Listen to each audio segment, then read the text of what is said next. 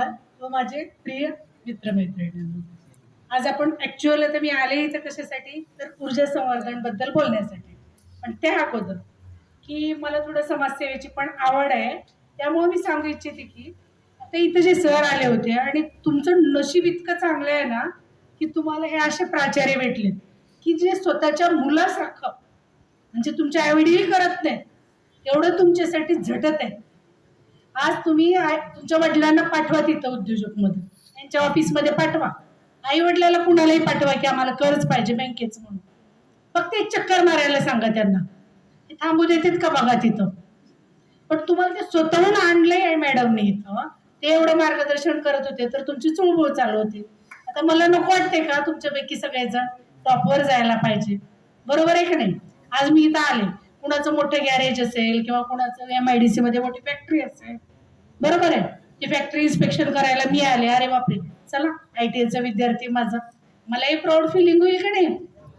मग हे उद्योजक जे आले होते एवढे मोठे अधिकारी, तुम्हाला मी करतो म्हणाले ते, माझी अशी अपेक्षा होती की मुलं मुली सगळ्यांनी हात वर करायला पाहिजे होतं. आता इथं काही मुली टेलरिंगचे आहेत, काही जण आहेत कशाचे आहेत, ब्युटी पार्लरचा कोर्स, बरोबर. पार्लरसाठी कमी खर्च लागतो का. आज पार्लर उभारायचं म्हणजे 5 ते 10 लाखाचं युनिट टाकलं तुम्ही तर डॉक्टरला ऐकत नाहीत, पार्लरवाले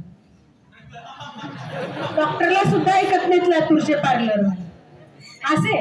मग तुम्हाला काय हरकत आहे, एवढं तुम्हाला ताटात घास दिलाय, फक्त गिळायचंय.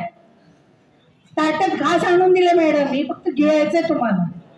तर त्याच्यासाठी तुमचे हात वर नव्हते, यशोकांतिका म्हणायला पाहिजे का नाही. हा, तुम्ही धाडस दाखवा, तुमच्या आई वडिलांचा सपोर्ट असेल, आई वडिलांचा नसेल तर मॅडमचा सपोर्ट असेल, एवढ्या सगळ्या गोष्टी भेटत असल्या तर काय आहे तुम्हाला तेवढंच करायला.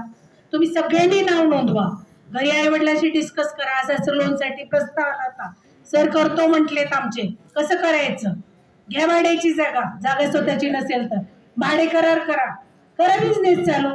आज आता तुम्ही कोण आहेत, पेंटर काही जण, बरोबर आहे, पेंटर आहेत तर पेंटरचं एखादं दुकान घाला.